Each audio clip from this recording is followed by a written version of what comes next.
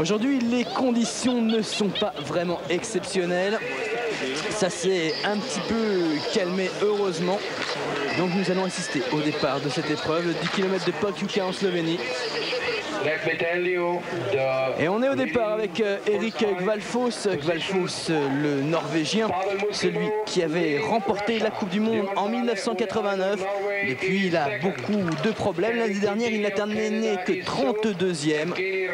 En individuel, son seul résultat de la saison, c'est une 103e place à Bad Gastein. Il faut dire qu'il avait fait 6 fautes au tir. Per Alberto Carrara, lui, fait ses débuts Coupe du Monde ce week-end. En individuel, ici à Pokljuka, c'était jeudi. Eh bien, il a pris la 30e place avec 3 fautes au tir lui aussi. Donc beaucoup de problèmes pour les meilleurs en ce début de saison. Pour les meilleurs, sauf pour le Français Patrice Bailly-Salin, je vous le rappelle. 2 victoires en 3 courses. On l'attend ici sur ce 20 km, sur ce 10 km de Pokljuka. Pokljuka qui lui porte chance. Il avait réalisé le doublé la saison dernière, ici même. Et donc le départ de Per Alberto Carrara, l'équipe d'Italie, c'est, vous le savez sans doute, l'une des meilleures nations biathlon. Entre autres grâce à ce jeune homme, Johan Passler. Passler qui a 32 ans prouve qu'il est toujours en forme. La saison dernière, il avait terminé 5e au classement final de la Coupe du Monde. Entre autres grâce à ses résultats en course individuelle sur 20 km. Il faut savoir que l'individuel, c'est les 20 km. Le sprint, c'est le 10 km. Donc en individuel, sur 20 km, il avait pris la 5e place de la Coupe du Monde. Johan Passler. Johan qui lui aussi a connu des difficultés ici à Pokljuka. Rico Gross, l'allemand, le jeune allemand, c'est la relève comme on dit. Rico Gross qui porte un dossard un petit peu particulier, c'est le dossard jaune de leader de la Coupe du Monde. C'est-à-dire que c'est le courant le plus constant, il n'a pas encore gagné. Il a fait 2e à cause de 2 fautes au tir aux 20 km de Bad Gastein, 4e sans aucune faute au tir ici à Pokljuka, toujours sur 20 km. Et puis la semaine dernière, il s'est classé 5e du sprint de Bad Gastein avec une faute au tir. C'est donc Rico Gross, le grand espoir du biathlon masculin, la relève de Mark Kirchner ou autre Fritz Fischer. On est au pas de tir à présent. Le premier tir, comme d'habitude, c'est un tir couché. Erik Kvalfoss est en position. Alors c'est là la difficulté du biathlon, vous le savez sans doute. Il faut allier la puissance, le physique. Vraiment la difficulté du ski de fond. Et puis après, retrouver son calme pour le tir. 5 cibles, 5 cartouches. La moindre erreur, c'est une pénalité. Et les pénalités est très difficile puisque c'est 150 mètres en plus à exécuter. Et on l'a vu avec Kvalfoss qui a raté sa 2e cible et c'est donc la pénalité pour lui, alors que vous voyez qu'à ce moment-là, c'était Mutzilov qui était en tête. Il est déjà en retard de toute façon au niveau du ski de fond. C'est le Français Gilles Marguet qui occupe la 4e position. Derrière Ole Einart Bjørndanen, l'espoir du biathlon norvégien. Et il recule, Erik Kvalfoss. Cette pénalité de 150 mètres qui va lui coûter très cher. Alors on retrouve Per Alberto Carrara. Carrara qui fait ses débuts en Coupe du Monde aujourd'hui. Carrara 3e au classement final de la Coupe du Monde l'année dernière. Entre autres grâce à sa victoire à Antols Anterselva.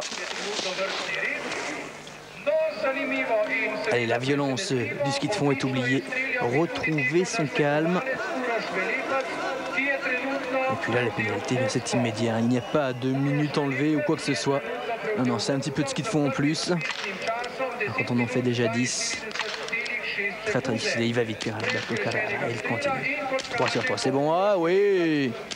Ah, joli, et il va vite. Regardez quelle vitesse Per Alberto Carrara qui a attendu l'épreuve de Pokljuka pour débuter en Coupe du Monde. Et Carrara qui va quitter le pas de tir en tête sans doute devant Uros Velepek. Alors, il sera en 2e position. En tout cas, il lutte pour la 2e place.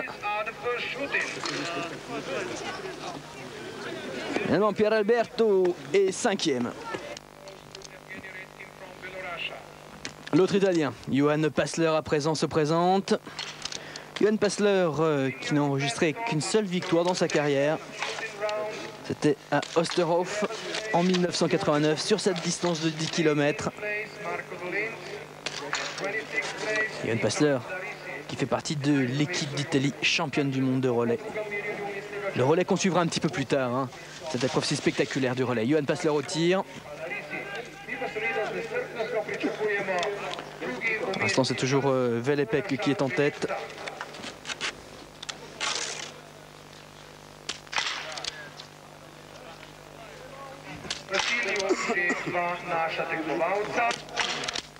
L'école italienne est très rapide, vous le voyez. Et c'est parfait. C'est bon, 5 sur 5 pour lui aussi. Alors que vous voyez, pendant ce temps-là, ça évolue au niveau du classement. C'est Satchourine, le Bélarus, qui est devant pour l'instant. Uroš Velepek, Luzilov.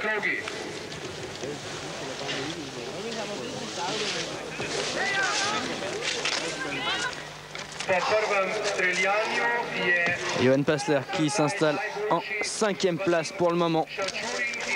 Rico Gross, l'Allemand. Ah, il est régulier, le jeune Allemand Rico Gross. Il fait des superbes performances. Rico Gross, vice-champion olympique du 10 km. Épreuve qu'on avait pu suivre en complet sur Eurosport. Et vous, cette épreuve des saisies. Ben justement, les Jeux Olympiques, vous retrouverez exactement la même chose en février. Les Jeux Olympiques de Lillehammer en permanence sur Eurosport. Et Rico Gross qui va prendre la tête à la sortie du pas de tir. Donc, il sera un petit peu derrière Vadim Satchourine.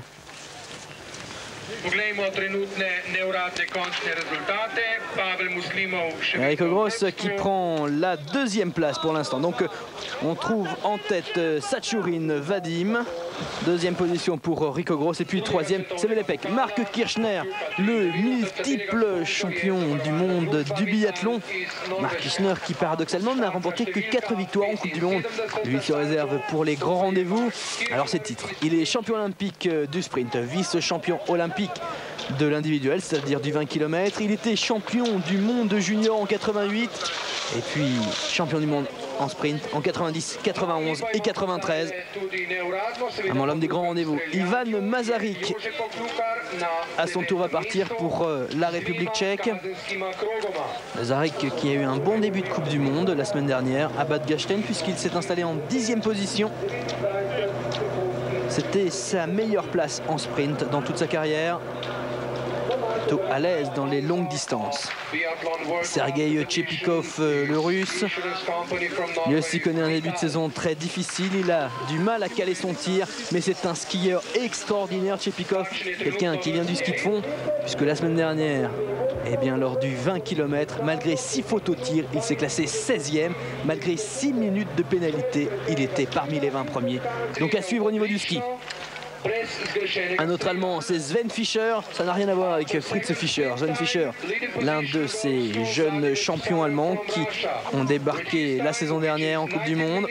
Sven Fischer qui a remporté la Coupe du Monde en sprint. C'est donc là qu'il faut l'attendre, même si la semaine dernière il a été relativement décevant. Une 21e place, alors qu'il n'avait commis qu'une seule faute au tir. On espère qu'il est remis cette semaine pour l'équipe d'Allemagne. L'Allemagne qui est vraiment l'une des nations phares. Vezaï Talati, alors lui c'est la surprise. La semaine dernière, il a pris la 2e place derrière Patrice Bailly-Salin. Avec une faute au tir, c'est vous dire l'excellence de son fond. Vezaï Talati qui n'avait jamais réalisé d'excellents résultats au niveau du sprint. Sa meilleure place était une 16e place au saisie en 91 seulement. Et là il a surpris beaucoup la semaine dernière. Marc Kirchner au tir. Kirchner, le héros allemand, sera bien évidemment présent à Lillehammer. Et puis on attend encore des exploits. Bien simple, il a remporté tous les grands titres de sprint depuis 1990. Et ça commence mal.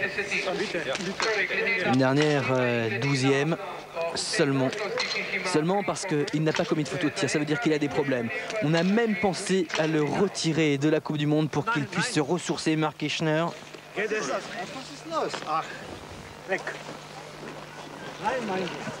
Il a du mal à se concentrer.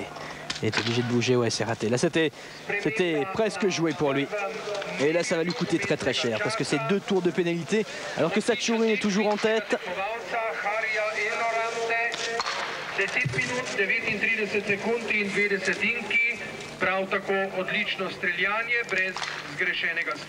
Et Kirchner qui part pour faire ses 2 fois 150 mètres de pénalité.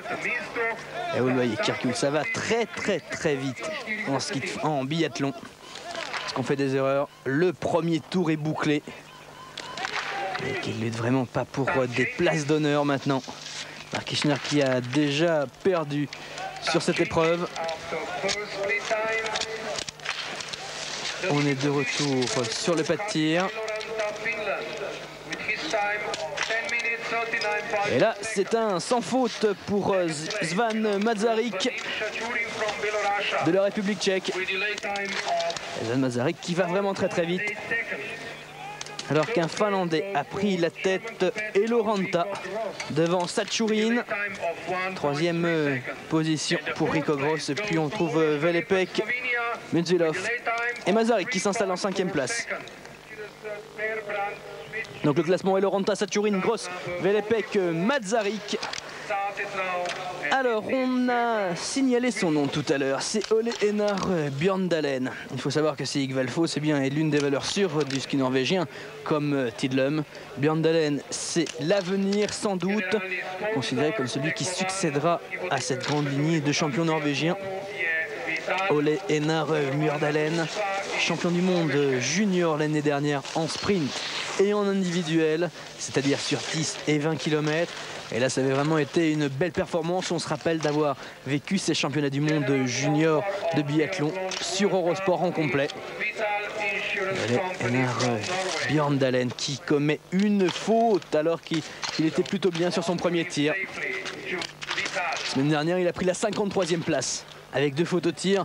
Donc peut-être pas encore tout à fait préparé pour lutter avec les meilleurs, avec les plus grands. Ole Einar Bjørndalen qu'on va retrouver dans le relais norvégien un petit peu plus tard.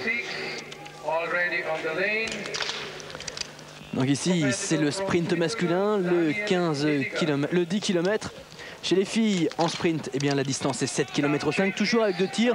Et puis, il y a eu quelques problèmes, il faut l'avouer, aujourd'hui pour les filles. Surtout avec Anne Briand, c'était lors de son 2e tir, au moment où elle tirait, tout bêtement. Elle a connu quelques problèmes techniques avec les cibles. Patrice Bailly-Salin, il a le dossard rouge de leader de la Coupe du Monde de sprint, justement. Patrice Bailly-Salin qui part alors qu'il a 2 victoires déjà en 3 courses et qu'il est en 3e position de la Coupe du Monde. Bailly-Salin, il est en forme. Faut dire que dans le 20 km la semaine dernière, il avait été plus que décevant. Il n'avait pris que la 70e place avec 8 fautes au tir, dont 4 rien que sur la dernière cible. Il s'est racheté en remportant le sprint de Bad Gaschen, puis le sprint ici à Pokljuka. Alors qu'on voit Bjørndalen en terminé, il portait le dossard numéro 2. Donc forcément, eh bien, c'est lui, le leader à ce moment de la compétition. Il est épuisé, Bjørndalen. Vadim Sachourin qui se présente pour son 2e tir. Le Biélorusse Sachourin qui au premier tir est en 2e position devant Rico Gross l'Allemand et derrière Eloranta le Finlandais. Le 2e tir en biathlon, c'est debout. Oui, je vous disais, les problèmes de Anne Briand, c'était justement au tir debout. Lorsqu'elle a visé sa première cible, la cible ne s'est pas totalement abaissée. Elle a terminé 4e de l'épreuve à cause de cette pénalité. Et puis après avoir porté réclamation auprès des commissaires de course, on avait considéré qu'effectivement, là, il y avait un mauvais fonctionnement. Et donc on lui avait réduit quelque chose comme 27 secondes. C'est à peu près le temps dont ont besoin les coureurs pour faire ces 150 mètres de pénalité, ce qui l'a classé 2e. Le problème, c'est qu'il y a eu une 2e vérification du matériel. Et cette fois-là, eh bien, on a vu que le matériel n'y était pour rien. On lui a donc redonné sa 4e place. Vadim Sachourin qui commet une faute sur le tir. Et la pénalité, alors que vous voyez que pour l'instant c'est Patrick Favre, l'Italien, qui est en 2e position. Turin qui va, malgré ce tour des pénalités, sans doute prendre cette deuxième place à la sortie du deuxième tour. Le classement pour l'instant, après le premier tir, c'est Eloranta, le Finlandais, devant Sachurin et Gross. 10 minut 25 sekund. 10 minut 25 sekund. Torej.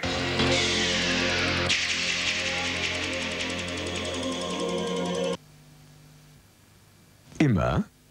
Nicht immer, aber immer öfter. Weil es alkoholfrei ist? Nein, weil es ein Bier ist. Klausthaler. Alles, was ein Bier braucht.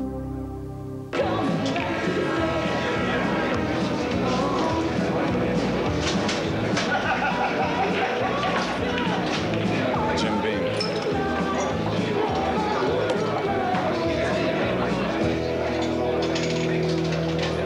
This ain't Jim Beam. Hey, what the? Ain't nothing compared to Jim Beam. Finest Kentucky bourbon since 1795. Le sprint masculin de Paul Kuka, c'est la deuxième épreuve de la saison Coupe du Monde de biathlon masculin.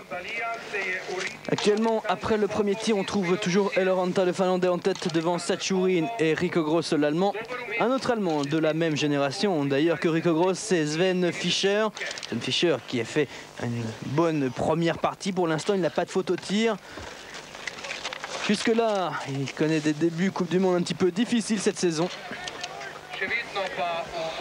La semaine dernière, il n'a pris que la 21e place alors qu'il n'avait fait qu'une seule photo tir, et ça veut donc dire qu'un ski de fond un petit peu trop en retard. Il s'est rassuré lors de l'individuel ici à Paul Kuka en se classant en 5e du 20 km. Un 20 km qui, je vous le rappelle, a été remporté par Patrice Bailly-Salin, le Français. Et Sven Fischer qui va réaliser le sans faute. Attention, oui, c'est bon. C'est bon pour Sven Fischer. Fischer qui lutte pour prendre la deuxième place avec Viktor Megurov, le Biélorusse, et c'est tout bon pour Sven Fischer. Actuellement en deuxième position, alors que Sven Fischer, on le retrouve ici un petit peu plus loin à la sortie du pas de tir. Psarev, c'est lui qui avait réalisé le meilleur temps, mais Psarev a été disqualifié finalement à l'issue de l'épreuve. C'est pour cela que vous avez vu un petit point jaune le signalant. Donc actuellement en tête, c'est Megurov devant Favre et Sachurin. Zingarle, encore un autre Italien. Ils sont beaucoup en Coupe du Monde de biathlon. Zingarle qui s'apprête à exécuter son deuxième tir debout. Vous voyez qu'il a réalisé bien le sans faute sur le premier. Andreas Zingarle est 15e au classement final de la Coupe du Monde l'année dernière, mais deuxième en individuel.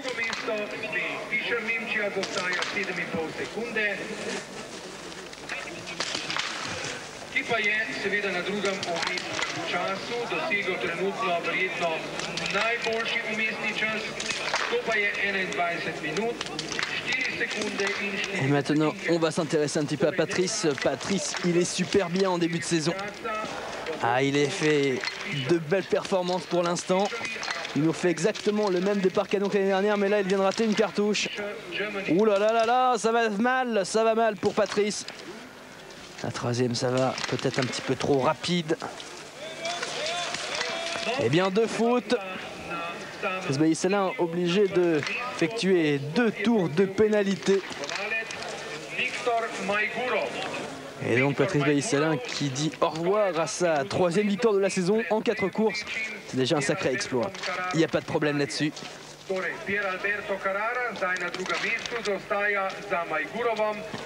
Alors que pour l'instant, tâtez bien, c'est un total inconnu.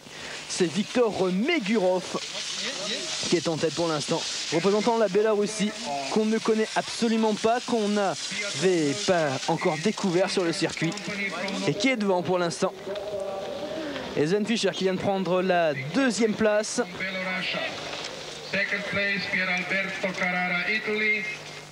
Le voilà, Sven Fischer, et qui va s'intercaler devant Pier Alberto Carrara. Quatrième pour l'instant, c'est Vezaï Talati.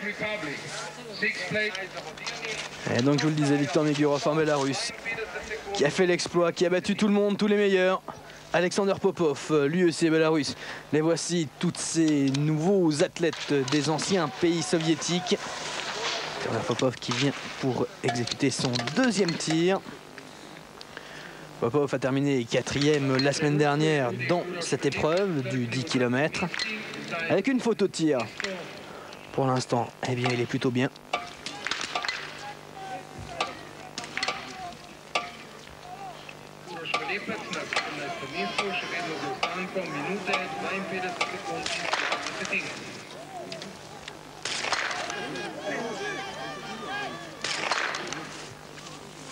Beaucoup de rapidité d'exécution chez Alexander Popov. Et c'est tout bénef, Alexander Popov qui va pouvoir terminer comme un fou. Et qui va, à la sortie du pas de tir, prendre la quatrième place devant Vezaï Talati. Viktor Megurov, Sven Fischer, Pieralberto Carrara sont toujours devant lui. Mais attention, Popov, c'est un extraordinaire skieur. Il va pouvoir remonter tout ça. Et se classer parmi les meilleurs. Vezaï Talati qui en termine à son tour. Et qui sera devant Satchourine, mais derrière Carrara. Classement pour l'instant, c'est Megurov, Sven Fischer, Pieralberto Carrara, Vezaï Talati. Reinhard Neuner, il est habillé tout en blanc. Il est autrichien. Reinhard Neuner qui n'arrive absolument pas à caler ses tirs pour l'instant. Savoir que pour l'instant, en 3 courses, il a déjà connu 23 fautes. Et ça s'arrange pas vraiment. Avec 10 fautes entre autres jeudi lors du 20 km et là 3 fautes supplémentaires. Alors qu'il était bien parti. Et 3 tours de pénalité. Regardez en ski de fond, il était plutôt correct également. Et les nerfs n'ont pas tenu. Et Reinhard Neuner immédiatement la sanction et 3 tours de circuit, 150 mètres à exécuter.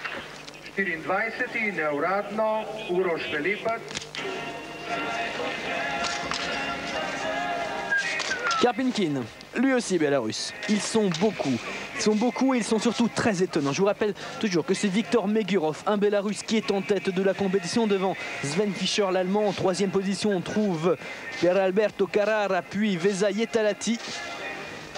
Karpinkin, il n'a pas commis de faute sur son premier tir.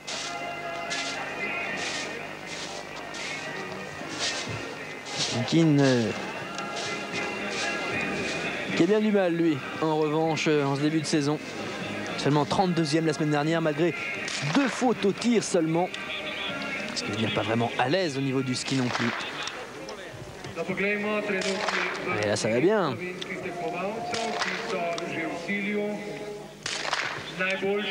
Ça va tellement bien que c'est le sans faute. Et il va se classer dans les 10 premiers à la sortie du pas de tir.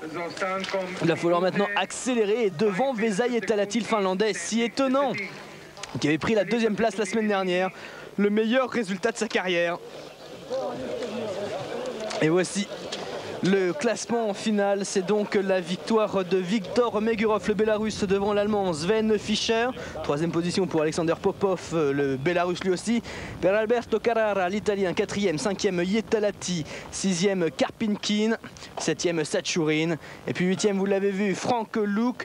Mais à noter 4 Bélarus parmi les 8 premiers, ça nous promet un extraordinaire relais. Le meilleur français, c'est Patrice Bailly-Selin, il est 17e. Ensuite, on trouve Joël Thierry Dussert, 26e. Et puis Dumont, 33e, Marquet, 47e, Flandin et 58e, Gerbier, 73e, Laurent, 82e, 94e, c'est Blond. Et le voici Megurov, on ne le connaissait pas, tout jeune. Et c'est lui qui remporte cette épreuve de Pokljuka.